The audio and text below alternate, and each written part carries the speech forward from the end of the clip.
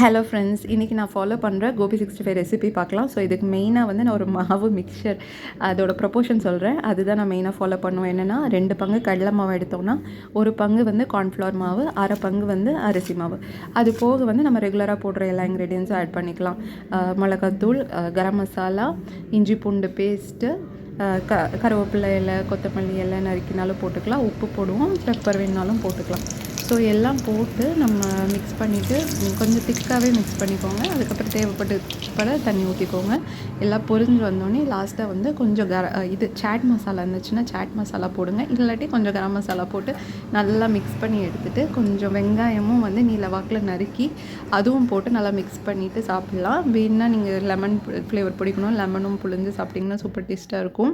So வந்து ஏன் அந்த மாவு மிக்சர்னால் வந்துட்டு இது வந்து சூடாக இருக்கப்போ இது கிறிஸ்பாக இருக்கும், ஆறுனாலும் வந்து சாஃப்டாக இருக்கும், ஹார்ட் ஆகாது. அதுக்காக தான் இது. நீங்களும் ட்ரை பண்ணுங்கள். தேங்க்யூ.